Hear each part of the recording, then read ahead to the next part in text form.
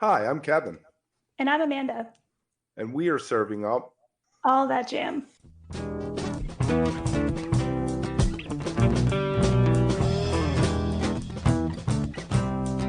All That Jam, Quick Hit. Adam Chase and Danny Darress on Chess Club.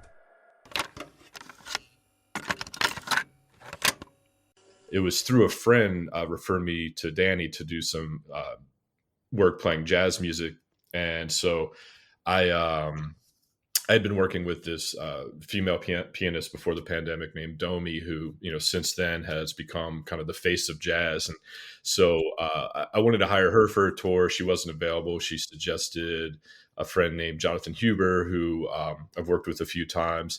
And when he wasn't available, he's like, "Oh, you got to call Danny Darress. This guy's amazing." And what was funny is when I first looked up his Instagram, it was a lot of him singing pop music and stuff that he was writing, and it was really great pop music. But I was just like, yeah, I don't know. I wasn't, for the kind of shows where you need somebody to maybe take a 10-minute piano solo or do collective improv. At first I was uncertain. Because I was seeing a lot of this pop music come up, and I was like, I don't know if he's in the right vein. But I dug deep. I didn't let it stop myself, and started seeing these videos of him playing piano where I was just absolutely blown away. So we went on tour together and playing jazz, and we quickly learned that we have the same exact sense of humor. And we just started joking about a band with kind of funny song titles, and it was more of a concept. And it was something where for New Year's, this past New Year's, that just got us into 2023. Danny came down to Asheville, and we did a show with Bob Lanzetti from Snarky Puppy. It was just like a like a '90s dance party thing for New Year's. And after that, we sat at a piano. I think it was January 2nd of this year, maybe, or January 3rd. Um, and we took these ideas we had been texting back and forth to each other, just song names, and we just started writing. And in one day we wrote 6 songs in their entirety. And sometimes it's hard. It could take months to finish one song. So when we had this one day of just writing so much and feeling great about all the songs, we knew we were onto something. And we actually went in the studio the very next day, started recording. So it was like writing, recording, and then so this year for me has been, finishing the Chase Brothers record and then starting and launching Chess Club. And, I still have, other projects like Jazz's Fish is still active, James Brown Dance Party. We do occasional events, but yeah, the main focus for me this year has been releasing these 2 records. One is obviously the Chase Brothers, which will come out next spring. And then tomorrow, which, by the time people hear this, it's probably maybe in the past, but tomorrow we release our first EP with Chess Club, which is a 4-song EP where we have 2 special guests on the record. Felix Pastorius plays bass, and Isaiah Sharkey plays guitar. Isaiah is, he plays guitar for John Mayer, and he was, on D'Angelo's last record. And Felix is just kind of legendary bass player. His father was Jaco Pastorius. And he plays with Cindy Blackman, number of other people, but just a legendary bass player in his own right. And so we're really excited about that. And then Corey Wong from Wolfpack, I don't pronounce it great. He actually mixed this record, which we're really excited about. He's on top of being a great guitarist and songwriter, he's really a great mixing engineer as well, which a lot of people don't know. So I like to think of it because we are making pop music, but we do have this like jazz background, and now I guess I have a jazz background too, because I played with Jazz's Fish for 2 tours now, and I feel like I'm kind of in that vein as well. And playing with Jazz's Fish has like made my improvising a lot different. I feel like I'm definitely building out solos differently than I would if I was playing in a jazz setting. But yeah, Chess Club is cool because since we have that background, when we play our shows live, like we tend to stretch things out and do what we want, and it could be completely different than the original recording, but the original recordings usually are a little more pop.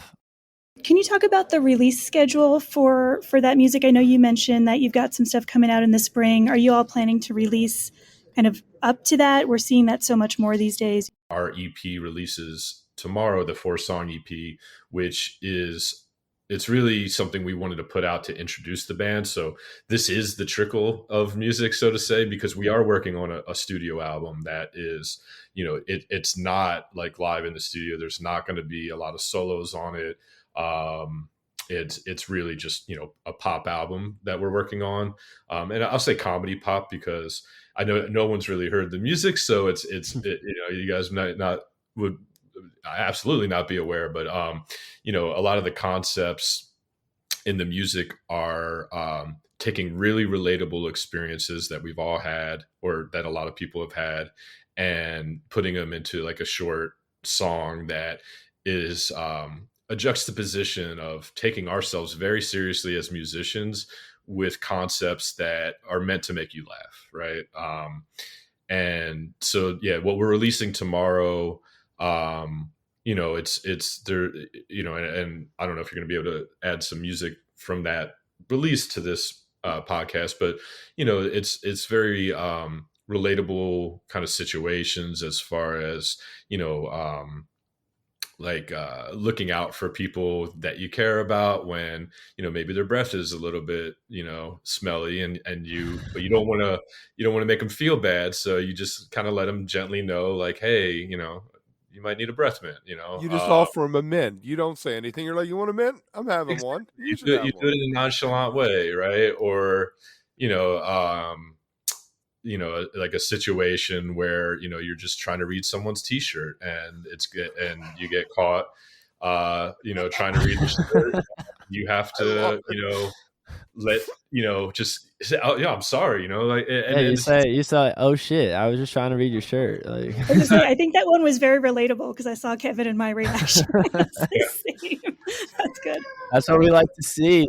There shouldn't be more than 3 words on a t-shirt. Exactly. It's not an eye test. So, we have, a really playful way of discussing experiences that, we think are relatable. We like to believe are relatable. For the EP tomorrow, it's one thing I'm really excited about is we have a Christmas song, which, it's the right time of year, obviously, to release that. But, it's a Christmas song from the perspective of like, teenage love, where, you want to be with your girlfriend. She lives with her parents, you got to kind of sneak around to be with her during the holidays. And, so Santa's watching. Santa's always watching. Santa knows, it's not good. Yeah. That song's called Santa Knows. And,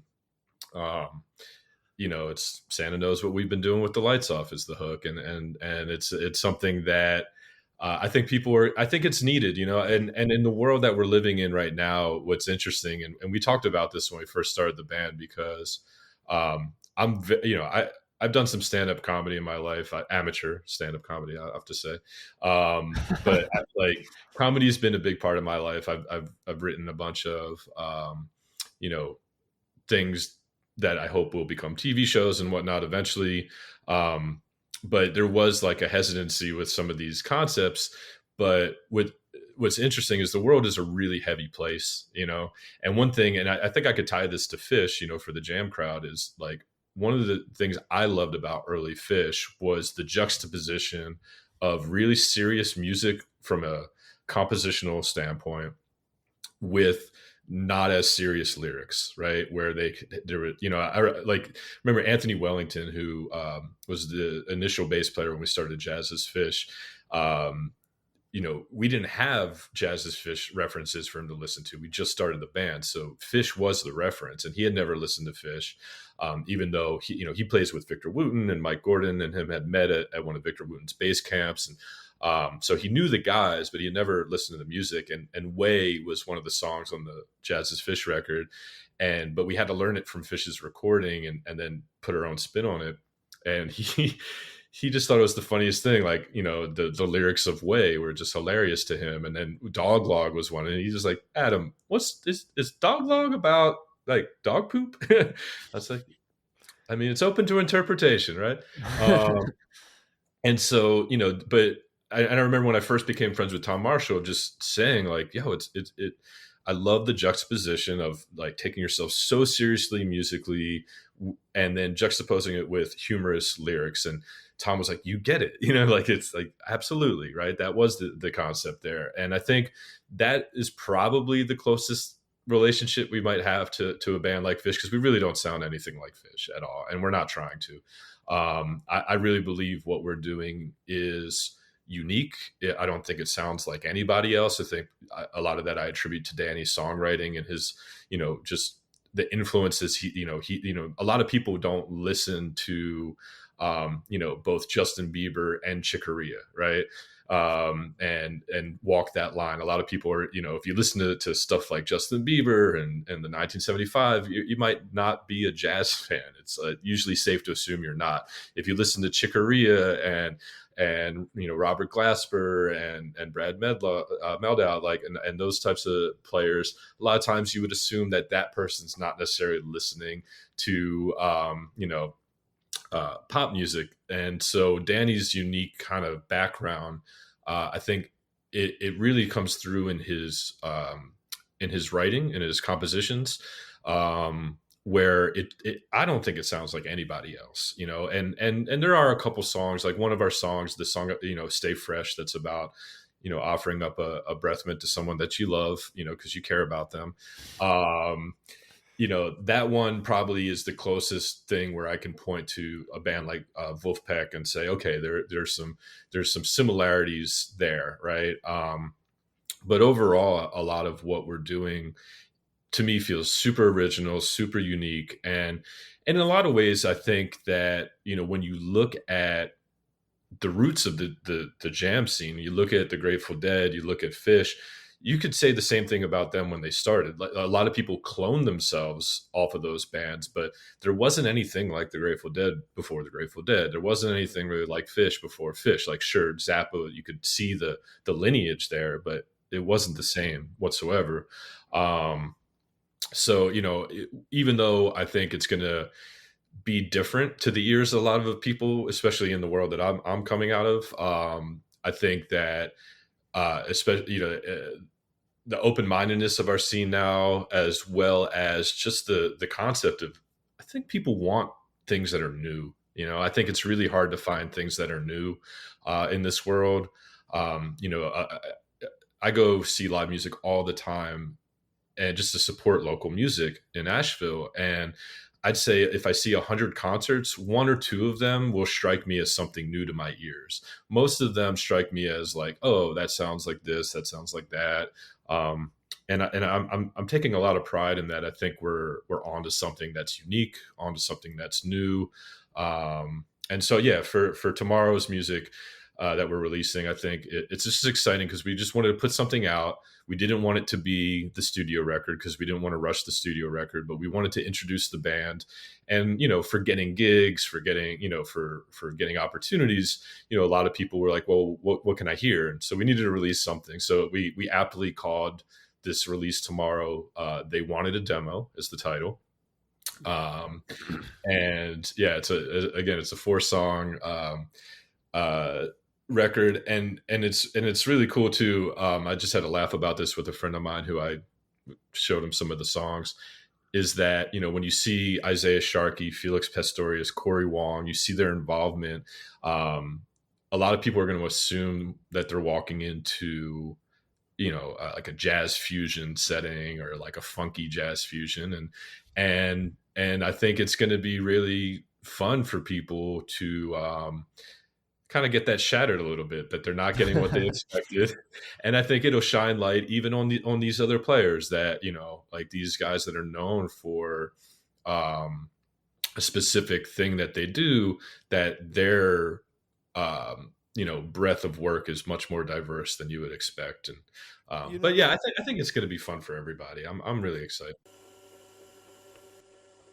If you are enjoying All That Jam, please like and subscribe to our social media channels at All That Jam Pod on Twitter, Instagram, and Facebook, or visit our website, allthatjampod.com. Make sure to sign up for our email list.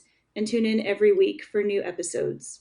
Also, look for full interviews on our YouTube channel. And remember, stay beautiful, but don't stay underground too long.